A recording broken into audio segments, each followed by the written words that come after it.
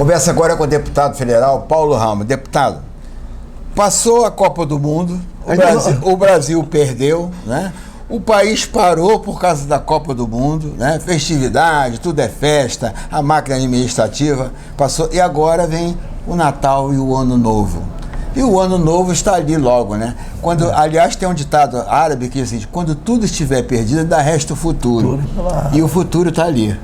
Ano Novo, vida nova. É. Mas não podemos deixar de comentar um pouquinho a Copa. A Copa. Né? Porque a nossa seleção, eu digo assim, não é uma seleção brasileira, é uma seleção de brasileiros. De brasileiros. Que nós não estamos. São jogadores que nós perdemos o hábito de ver jogando. Alguns já não acreditam. Como é que pode ter um time de futebol no Brasil que ganha o campeonato brasileiro com muita antecedência, sendo a melhor equipe de futebol do país, num campeonato difícil, brasileiro, que foi o Palmeiras, e não tem seus principais jogadores convocados, pô. Como é que o Dudu não foi convocado? O Rony não foi convocado? Como é que o cara é artilheiro do Brasileirão? Não é convocado. São convocados jogadores somente que estão jogando no exterior, com raríssimas exceções. De empresários muito fortes. Eu não sei como é que se diz. Porque o ser humano é natural a suspeição. É verdade. Que você não controla. É um sentimento que aflora sem você controlar. Dá dúvida. Não é isso? Dá dúvida. Diz que a dúvida é o alimento da alma. Mas certo. Mas o convencimento é instintivo, você se convence. Não é possível, pô. Tem jogadores que nem estavam jogando nas suas equipes, pô. O Gabriel Jesus não fazia um gol há 12 jogos. Então, tudo bem.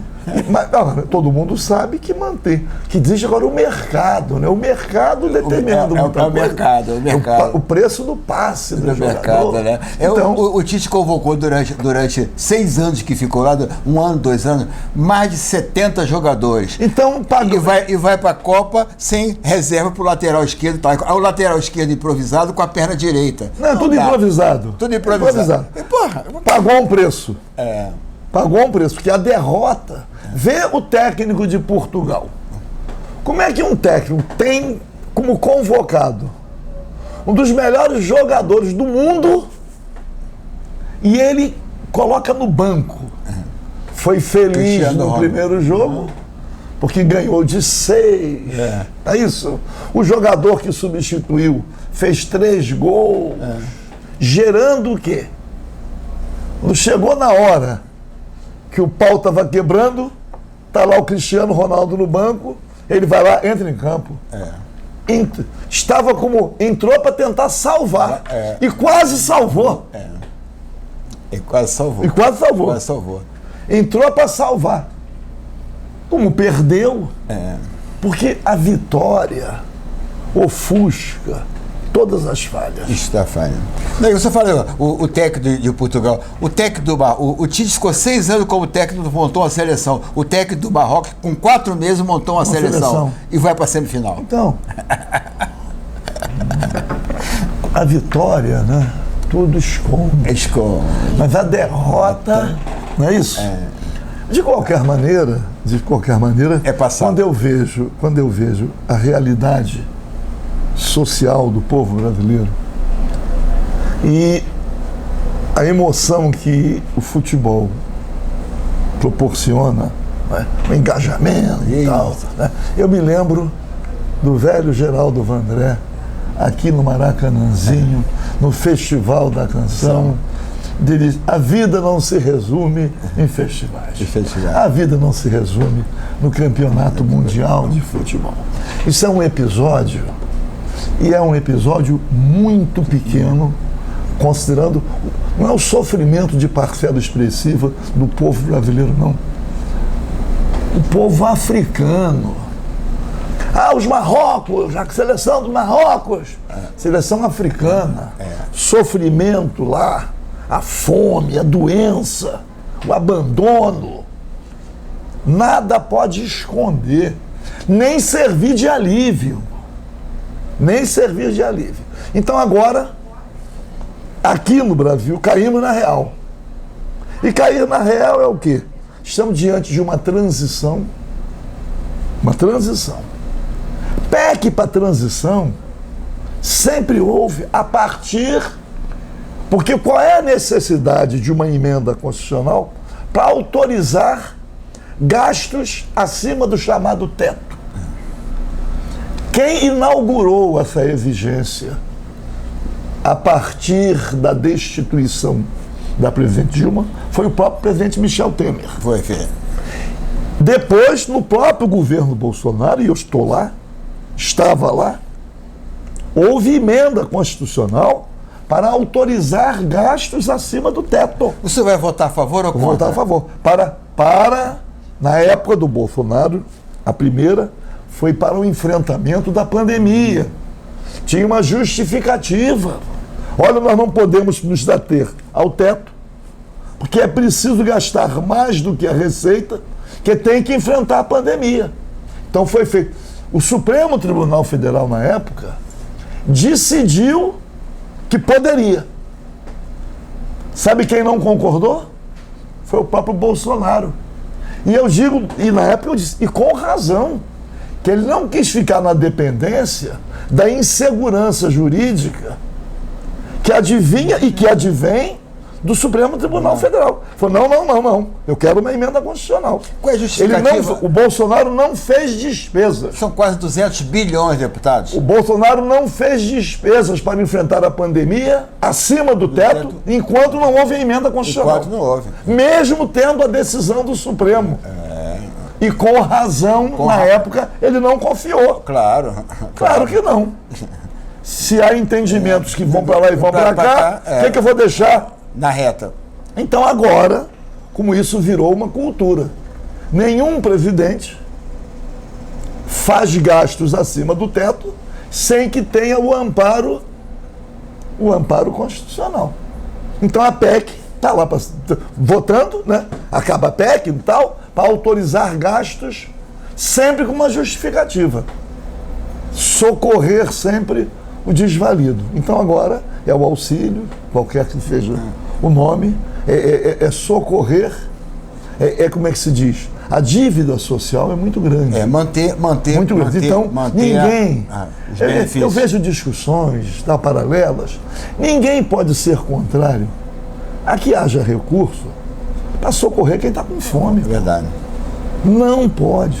Agora, a única explicação que não dão, e não vem essa explicação do mercado, é como pode o Brasil estar dentre as maiores economias do mundo durante décadas seguidas e ter essa dívida social. Para onde está indo esse dinheiro? Como é que considera para ser uma das maiores economias do mundo? Como é que é classificado assim? É por aquilo que produz em bens e serviços. Então, como é que tem um modelo que não distribui e faz com que uma parcela expressiva esteja excluída dos chamados benefícios do progresso? Aí, não tem saneamento básico, não tem comida, não tem... Tem que ter uma explicação para isso. É um modelo. Mas é um modelo do governo Bolsonaro? Não. É um modelo predominante ao longo dos anos. Agora, deixa eu colocar... É um processo histórico. Deputado, olha, deixa eu só fazer uma colocação aqui. Tá aí, é histórico isso.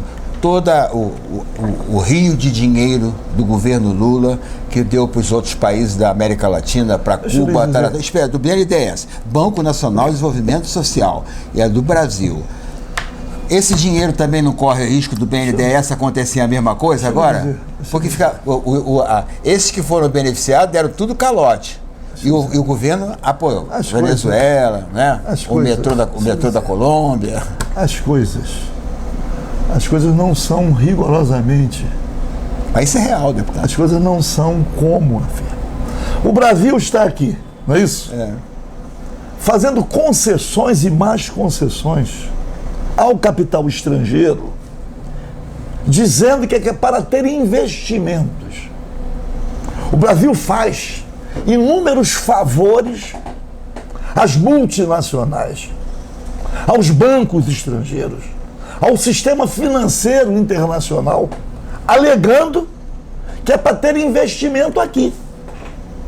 Eu, pessoalmente, aliás, aproveitando ensinamentos deixados por alguns brasileiros, especialmente o Barbosa Lima Sobrinho, que dizia o seguinte: o capital se faz em casa.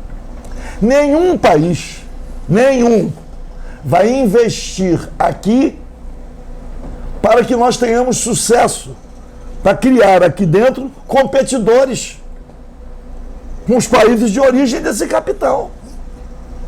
É assim. Então, assim qual é a explicação para o Brasil também ficar pegando dinheiro de fora? Tem que ter uma explicação para isso. Investimento. Não, o discurso do presidente Lula na campanha agora, o que ele diz? Faltou os investimentos externos do país. Não, se eu dizer, vai ser a mesma isso coisa. É sempre uma arapuca. É uma arapuca. É uma arapuca. Então, o Brasil, na época, as nossas grandes empreiteiras, que agora deixaram de existir, que as nossas grandes empreiteiras, é só ir aqui no Clube de Engenharia, ou no Sindicato dos Engenheiros, para saber a realidade hoje das obras de infraestrutura, dos investimentos. Não é isso? As nossas empreiteiras constroem portos, aeroportos, rodovias, ferrovias, construíam tudo e já estavam disputando no mundo com outras empreiteiras. A solidariedade internacional existe. Eu participei da CPI do BNDES. Todos os presidentes do BNDES, todos, sem exceção, inclusive o Paulo Rabelo, olha, que foi do BNDES no governo Temer, defendendo os investimentos do BNDES, demonstrando que os investimentos feitos foram investimentos corretos, obedecendo compliance, agora tem que falar em inglês, né? Agora não tem é isso? Tudo tem que falar em inglês, obedecendo tudo. Sim, então, mas quem é que estabelece a prioridade, deputado? Deixa eu lhe dizer uma coisa. Como é que vai fazer o metrô de Caracas? Como é que vai fazer o Porto Mariana em Cuba? Deixa eu lhe dizer uma coisa. O que o dinheiro do BNDES tem que fazer lá? Deixa eu lhe dizer uma coisa. Com tanta gente, não tinha fome aqui? Tinha fome. Deixa eu lhe dizer uma coisa. Não tinha metrô em Belo Horizonte? Porque não é rigorosamente assim. Mas é, deputado. Não. E na África? Não. O BNDES objetivo? Dinheiro. O BNDES, aqui dentro do Brasil, mesmo no governo Bolsonaro, fez inúmeros investimentos que deram prejuízo. Aqui. Mas todo investimento. Eu estou dizendo assim, quando você faz um investimento acreditando num retorno. Você empresta. Empresta dinheiro para você não está doando. Você empresta dinheiro para desempregado, né? Pode achar que foi investimento. Agora mesmo, há pouco tempo, o BNDES fez uma espécie de licitação entregando, vamos dizer, créditos de recuperação duvidosa para grupos conhecidos. O Banco do Brasil vendeu para o BTG Pactual um crédito de 2 bilhões por 300 milhões no governo Bolsonaro. Eu estou dizendo o seguinte: os governos vão fazendo as coisas. Não é o governo X, governo Y. Todos os governos. Mas isso entrou para a história. Fazem as coisas que você pode concordar ou discordar. Todos fazem. Eu estava lá na Câmara dos Deputados vendo isto. Como é que o BTG, sem licitação, o BTG pegou um crédito de 2 bilhões por 300 milhões. São as dívidas para cobrar. Comprou dívida, né? Comprou dívida. Eu estou dizendo o seguinte, isso é um absurdo. Na visão minha, de outro, quem quiser. Mas o governo fez, e o Banco do Brasil justifica que fez porque não ia recuperar esse débito. Entre não receber 2 bilhões e receber 300 milhões, peguei 300 milhões e ele que se vire para cobrar. Eu não conseguia cobrar. Nós temos empresas especializadas em recuperação de crédito. Aqui no Rio de Janeiro, estado do Rio de Janeiro, e eu estava na Assembleia Legislativa, com um grupo, nós conseguimos impedir a chamada securitização da dívida. Por quê? A securitização da dívida no Rio de Janeiro alcançava exatamente o que já estava no refinanciamento. Iam vender 1 bilhão ou 900 milhões por 100 milhões. E muitas audiências públicas. Foi criada uma empresa no Rio de Janeiro, presidida pelo Paulo Tafner, para fazer essa transição, a securitização no governo, só relembrando, no governo Marcelo Alencar, no governo Marcelo Alencar venderam o terminal Menezes Cortes para uma offshore da Caimã por 60 e tantos milhões, e na época o Marco Aurélio Alencar, que era filho, tinha 28 milhões em caixa da Coderte, deputado. Aqui, olha, tá legal. Privatizou o banco, o Banerj. Na época da ditadura, né? A Light foi reestatizada faltando 1 ano e pouco para cair de graça lá, por 2 bilhões. O Xijiak sumiu do Brasil. Está vivo, está sumido. Está vivo? Eu estou dizendo o seguinte, você... Está vivo? Acho que está, não sei.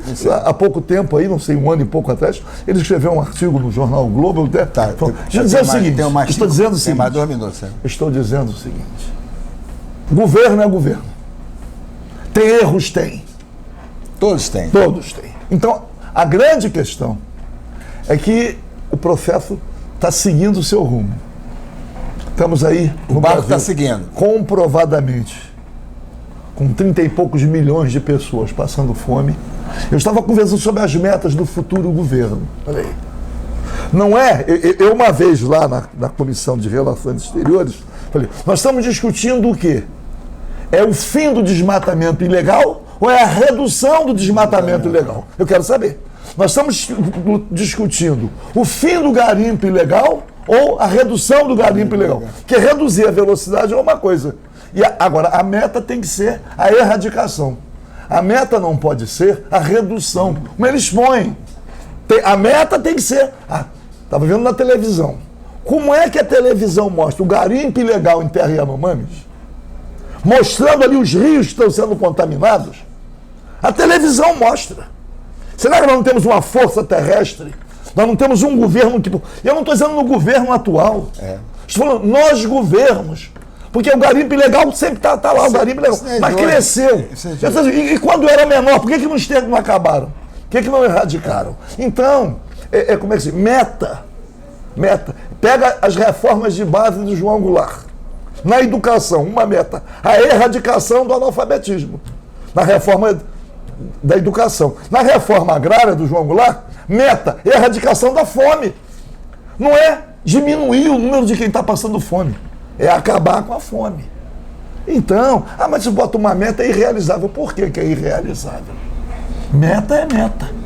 Você vai ver em quanto tempo. Está vendo agora aí, tá uma discussão da Comunidade Econômica Europeia sobre a importação. Não vamos comprar alimentos nem carnes que sejam resultantes de desmatamento.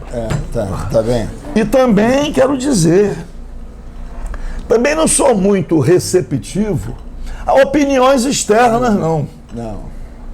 Por quê? Porque não tem autoridade política, não tem autoridade moral para dar lição para os outros depois dos erros que cometeram. Também. Eu digo o seguinte, nós é que temos que resolver os nossos problemas aqui dentro. Nós é que temos que nos desentender, temos que nos entender, mas nós é que temos que resolver. Eu vejo alguns países, tem que dizer isto. Nós só temos mais 2 minutos, deputado. Um país que é símbolo disso hoje, no mundo, é a Coreia do Norte. E eu não estou defendendo nenhum modelo. O governo da Coreia do Norte não admite que participar de debates sobre a situação interna deles. Não temos segurança política. Ninguém dá pitaco aqui dentro. Somos nós que resolvemos. Como é que se diz? Não tem pressão externa. Não ir lá opinar. Se não fizer isso, não tem isso. Se não. Por quê? Os países falam da Venezuela com frequência. A ditadura na Venezuela. Ninguém fala do bloqueio, pô. Ninguém fala que a Venezuela foi cercada, especialmente por causa do petróleo que foi nacionalizado. Ninguém fala que o Saddam Hussein foi assassinado porque nacionalizou. Ninguém fala que o Irã tinha um presidente eleito na década de 50 e por causa do petróleo, botaram o Shah Reza Pahlavi lá. Porra, os caras com os interesses deles vão praticando tudo aquilo que interessa para eles e vão deixando as coisas. Ficaram 20 anos no Afeganistão, agora deixaram, tá lá o povo, tá a guerra. Quem é que está sofrendo com a guerra na Ucrânia? É o povo ucraniano. Eles estão vendendo, agora trocar prisioneiros, condenar, olha que escândalo. Nós vamos, tá bem, atleta, né? Poxa, mas trocaram, aí acusam. O cara diz que o cara é o maior traficante de armas do mundo. E eles estão vendendo bilhões e bilhões com a guerra da Ucrânia em armas. Deputado, então, eu tenho que acabar o programa, aí, o diretor vai ter que cortar. Tem que ter uma lei que faça o seguinte: abaixo a hipocrisia. Aí nós vamos ter alguma solução. Mas vamos lá torcer. Porque nós não podemos torcer para tudo dar errado. Não. Vamos torcer para dar certo. Vamos torcer para dar certo. A corrente é positiva. E quem discorda, que seja a oposição. Deputado Paulo Ramos, Natal e Ano Novo. Natal na família, um Ano Novo sempre uma esperança. Manda uma mensagem para esse povo que está tão sofrido aí, tão dolorido, que não é? Muita gente ainda que não tem o que comer no Natal, não é? E isso é um problema, né? Só quem conhece a cara da fome, não é? É que sabe o que é, não é? E uma mensagem de Natal. Eu penso que cada um tem a possibilidade de avaliar a vida pela sua própria vida. Cada um sabe o que passou, cada um sabe como chegou a determinado ponto. Mas o ser humano tem na solidariedade uma vocação natural. Então a solidariedade faz com que desejemos a todos não só um Feliz Natal, mas que possamos caminhar para a construção de um modelo em que o sofrimento humano seja eliminado, seja reduzido pelo menos, porque tem o sofrimento natural e tem o sofrimento decorrente do modelo econômico que exclui.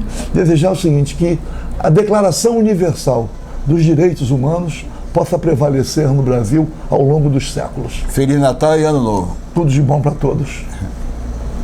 E não esqueça no Natal que não é só presente e comida na barriga não. Lembrar do menino Jesus. Daqui a pouco a gente volta.